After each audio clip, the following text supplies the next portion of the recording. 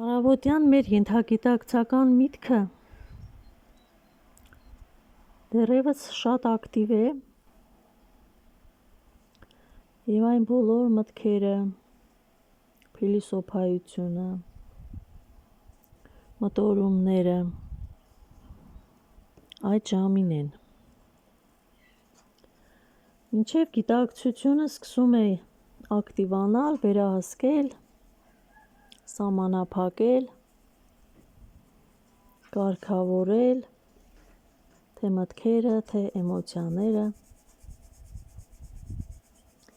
և եթե այդ պահին նստես և ցանկանաս որևէ տեսանյութ նկարել, խոսել ինչ-որ թեմայից, դա կլինի արդեն այլ հոգեվիճակ, այլ հոգեվիճակում արված զրույց, տեսանյութ, կառավարելի, ոչ այնքան անկեղծ, իմաստավորված, նայած թե ինչի մասին ես ուզում խոսել, բայց երբ անմիջականությունը չես կորցնում և առավոտյան կարողանում ես հարմար պահը չկորցնել և նկարել, խոսել, դա ավելի տպավորիչ զրույց է դառնում։ Ուղղակի պետք է կարողանալ այստեղ էլ շատ անմիջականությունը և սոցիալական հարթակներում թույլատրելիության, ինչպես նաև այդ ստեղծագործելու չափը բալանսավորել, այսինքն երբեմն կարող են լինել այնպիսի պոռթկումներ, այնպիսի անմիջականություն, որը արդեն այդ սահմանը խախտում է։ Դրա համար խորհուրդ է տրվում տեսանյութը նկարելուց հետո, եթե կասկած կա, թողնել մի քանի ժամ, նույնիսկ 1 օր, ապա դիտել և եթե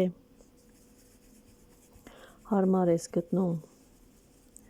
արդեն ավելի այլ տրամադրությամբ ես դիտում քո նկարածը, հարմար ես գտնում, պետք է այդ դեպքում նոր տեղադրել YouTube։ Այսօր ինձ հարց եմ տալիս, ինչի մասին խոսել, ինչի մասին պատմել, ինչի մասին զրուցել, որովհետև ոչ հոգեբան եմ, ոչ մասնագետ եմ, ոչ էքսպերտ եմ, ոչ գուրու եմ և մտածեցի, որ էլի կարող եմ խոսել այն փորձի մասին, որ ունեմ YouTube-ում և դրա իմ վրա ունեցած ազդեցության մասին, իմ փորձի մասին։ Ասեմ, որ առաջին տեսանյութը շատ վախվորած տեղադրեցի, շատ ծանր հոգեվիճակում էի և նույնիսկ շատ մեծ վախ ունեի այն իմաստով, որ ես անմիտ բանով եմ զբաղված, երբ պատկերացնում էի իմ վշտի, իմ սգի ծանրությունը, լրջությունը և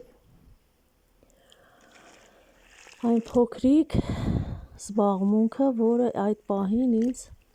մի պահ գրավեց, կարծես փորձեցի վերհիշել, թարմացնել ալիքը, ալիքի անվանումը փոխեցի, մի տեսակ ուզում էի իմ ունեցած հմտությունները վերհիշել և ինչպես մի նյութ տեղադրեմ, հեռախոսից ինչպես նյութ տեղադրեմ, որ հեռախոսը այդքան չծանրաբեռնվի և այսպես օրական ինչ-որ քայլեր սկսեցի կատարել վայրիվերումներով, վախերով, չհասկացված լինելու, քննադատվելու, մի խոսքով, բայց փետրվարից մինչև հիմա ես զգում եմ, որ իմ հոգեկանում շատ մեծ տեղաշարժ է տեղի ունեցել, այսինքն ինչքան էլ չուզեմ, միտքս երբեմն կլանվում է, տեղափոխվում է այս հարթակ, դիտում եմ այլոց տեսանյութերը, հիմնականում մի տեսակ մասնագետի աչքերով եմ նայում, ավելի ճիշտ նայում եմ այն տեսանկյունից, թե ինչպես եմ ես ինքս նկարում և տեղադրում։ Հիմա այնքան հեշտ է հասկանալ այն նյուանսները, որ կիրառում են, ասեմ յութուբերները, լավ, կամ վլոգերները, մի խոսքով այն մարդիկ, որոնք տեսանյութեր են տեղադրում որոշակի նպատակով։ Մի դեպքում ուզում են գումար վաստակել, մի դեպքում գուցե ցանկանում են ինչ-որ մի ձև արտահայտվել, դրսևորվել, սկսում են դեռևս որոշակի շատ խորը պատկերացումներ չունենալով արդյունքի կամ հետագա քայլերի մասին։ Օրինակ, ինչպես ես։ Ցանկացած նոր բան սկսելը իհարկե դժվար է, բայց ինչպես ասում են, արժե փորձել, և հիմա ես չեմ կարող ասել, թե ես գոհ եմ ինձանից, իմ տեսանյութերից, ես երբեմն նախանձում եմ այն մարդկանց, որոնք շատ ինքնավստահ են, նրանց ինքնավստահությունից եմ ուզում, բայց միևնույն է, վերջապես գործ ունենք իրական մարդկանց հետ, թեկուզ վիրտուալ տարածքում։ Եվ այն փոքրիկ հաղորդակցությունները, որ ստացվում է օրվա մեջ, նրանք էլ են ազդում, փոփոխություն մտցնում օրվա տրամադրության մեջ, հասկացված լինելու և անտեսված չլինելու զգացողություն են առաջացնում։ Տեսեք, նույնիսկ տան անդամները կամ շատ մոտ հարազատները վերջապես նույն նախասիրությունը չեն ունենում։ Եվ նույնիսկ այսպիսի մի խորհուրդ կա, որ երբ ալիք ես բացում, չպետք է մոտ մարդկանց հայտնես այդ մասին, որովհետև նրանք 1-2 տեսանյութ կամ շորտս նայում են և կորցնում են հետաքրքրությունը ալիքի հանդեպ, որովհետև այդ ասելիքը, այդ ինչ որ դու ցանկանում ես հաղորդել, իրենց հետաքրքիր չէ, նրանք քեզ սիրում են, ճանաչում են, գիտեն,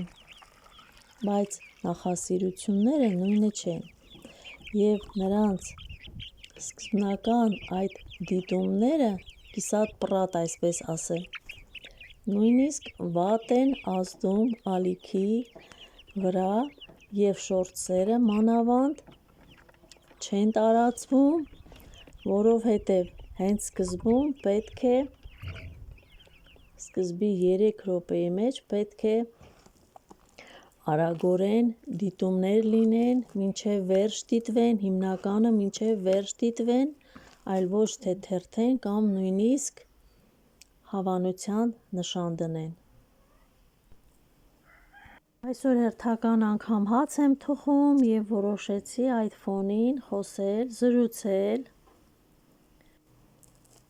մի խոսքով այսքանը։